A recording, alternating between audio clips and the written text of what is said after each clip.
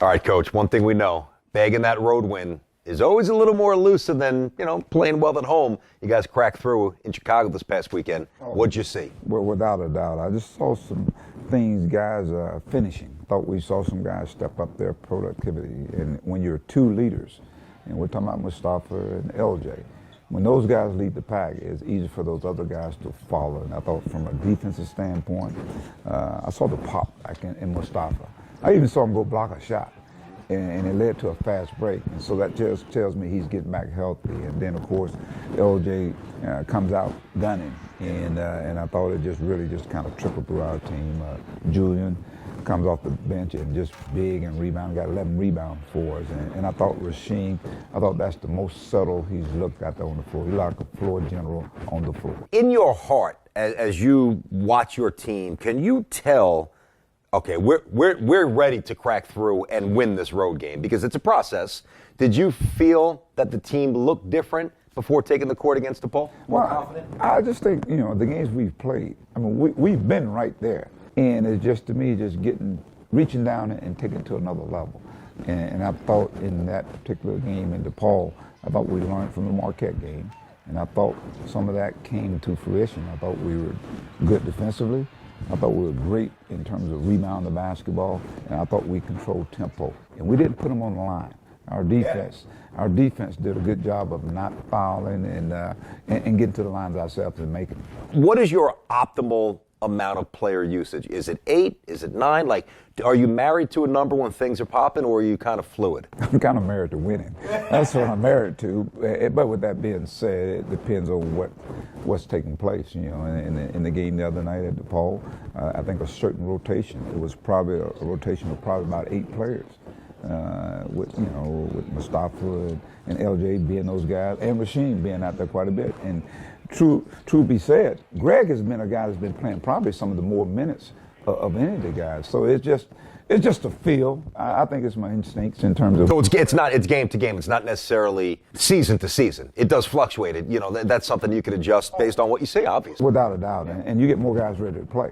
I think right now we got more guys ready to play than we had, let's say, coming into December. We got more guys ready to play now, I think, going into February, that are ready to go out there and impact our team. Interesting, because they think, hey, coach might look down, call me, I got to be ready to go. And that's what you want them. You want them to be sitting there, you know what, if I get 2 minutes, I'm going to give it the hardest 2 minutes I get. If I get 1 minute, whatever it takes to help our team. And then now, what you're seeing now is our bench is more engaged in the game. No question. They're not sitting over there wondering, when I'm going to get in.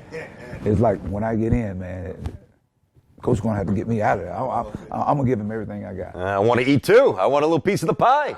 I'm hungry. We all want to eat. Sometimes you eat in Queens here, sometimes you eat at the Garden. Let's face it, playing at the Garden is nothing like it in the world from a sporting point of view. And I know one of Mike Craig's initiatives here at St. John's is to really change a bunch of things, but that is one of them, to really make the Garden, it's always home, but to make it even elevate its prominence and its presence within the program. What are the pluses and minuses of balancing here versus the Garden? Well, I think, in one instance is obviously where you practice, you feel more confident, and if we could practice like the Knicks practice there, it'd be really, really good. But with that being said, when you talk about from a recruiting standpoint, when you talk about the things that take place at the Garden, you talk about, just the setup in itself. It's New York's, it's the Mecca of basketball. And I'm not talking about college basketball, period. Everyone wants to play there. And so we look at it as being an honor to have that opportunity to play there. And our guys enjoy it. I think our guys enjoy it. And more importantly, I think the people there at Madison Square Garden make you feel at home. We're at the halfway point of this season, and let's face it, fans, the diehard Johnny fans, kind of want to know, all right, so who's coming in next year, like talent-wise? Do you feel good about the crop that you have coming in next season? Oh, we had a chance to go out and address some of the needs. The key coming in is just finding out what you got in terms of evaluating the players you have here.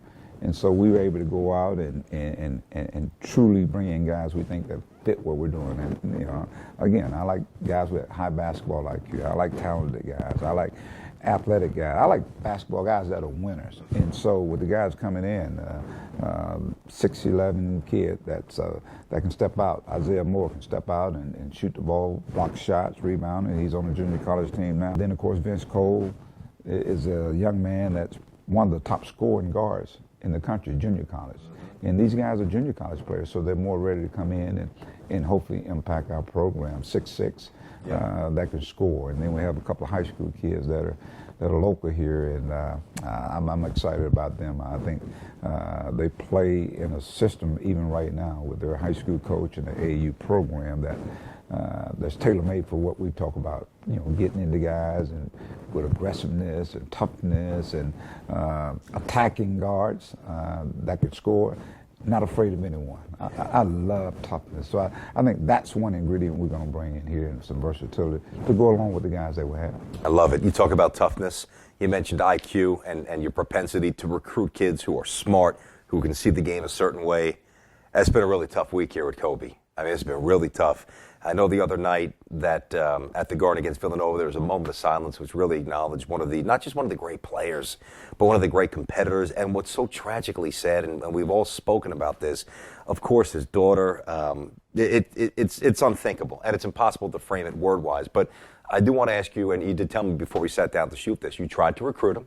You didn't get him. No one got him because he went right to the NBA. But you noticed right away that he was just uniquely special. What did you see in Kobe when he was 16 or 17? Well, you know, I had the fortune when I was in college. I played at the University of Tulsa, and I played against Michael Jordan when he was a freshman. I was going to be a senior. He was a freshman. Did you guard him at all? Did you guard him? Yeah, we held him at 22, man. What'd you do, though? That's what I'm saying. We held him at 22 with Coach Pressey and I. Yeah, okay. All right. I got you. And, but needless to say, you know, Michael was real special. And Kobe kind of patterned himself after Michael. The way he walked, the way he talked, all those things, and even as a youngster.